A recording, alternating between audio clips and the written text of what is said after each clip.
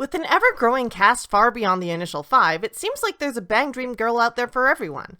Now, we all know that you can tell a lot about a person from the characters they like. Probably. So, with nothing better to do this week now that Bakarina's over, let's test that theory out. You have either watched no other Moe Club anime, or every other Moe Club anime. You really liked the anime, but you're always ready to point out mistakes in the official subtitles. You believe the true comedic potential of a tsundere lies not in megaton punching, but in regular day-to-day interactions where they just get progressively annoyed.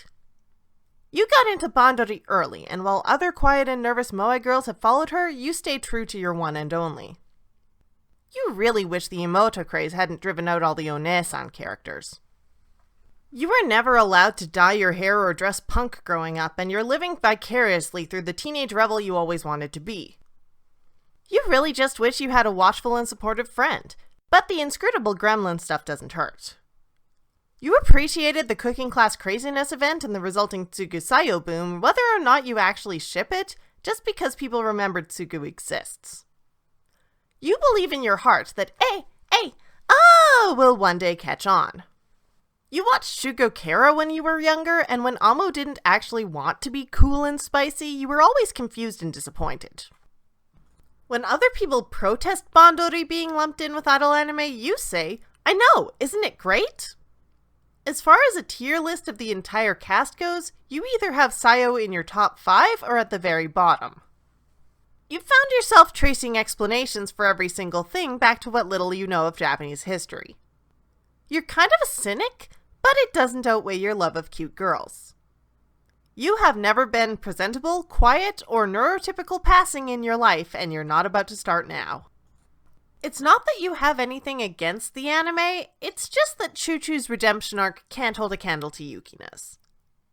You don't care how long the war between all the major Sayo ships goes on as long as it means she keeps getting more fanworks. You have watched every tolerable Game World isekai anime to the point where you just want to get isekai'd into a game yourself and cut out the middleman. Your AO3 bookmarks all feature either gals, childhood friends, or loyalty kink. You took one look at her MMO hobby, constant hero worship, and speeches about the forces of darkness, and the ghost of your Chunibyo past has haunted you ever since.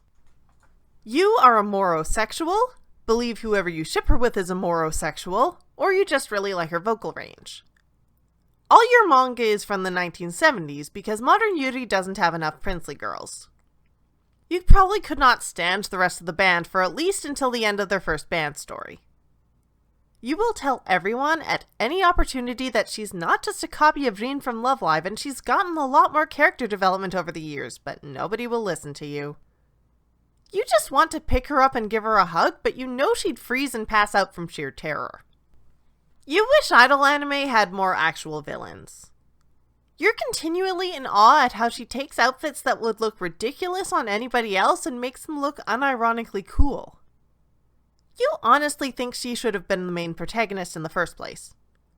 You really like secret double lives and or Gap Moe. You had a Harley Quinn phase, or may still be in said phase, it's hard to tell. You too are depressed, gay, and need hugs and attention. Your life goals are measured in Twitter followers. You were torn between Tomoe and Kaoru for years until Bushiroad finally came down from the heavens to answer your hard femme prayers. You were one of those students who tried to hide behind your textbook because you hated being called on in class. You were one of those students who put your hand up at every question, eventually moving to waving, clapping, or trying to move in front of the shy kid while the teacher just ignored you because you already had your participation mark. Every time she gets a cameo on someone's card art, a scene in the anime, or a major role in an event, you have screen capped and shared it everywhere you possibly can. You're either just a huge fan of the voice actress, or you had a crush on your friend's older sister and you never ever got over it. You're still upset that the Argonavis anime isn't licensed. You're upset that I just acknowledged Argonavis. Thanks for watching, everyone. As you can probably tell, I'm testing out a few different things and formats for videos. I've been pretty busy as of late, and something like this let me get another video out on time while my day job's ramped up. Let me know in the comments whether I'm totally wrong or completely called you out.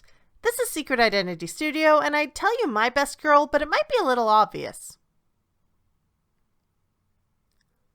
Watch Precure.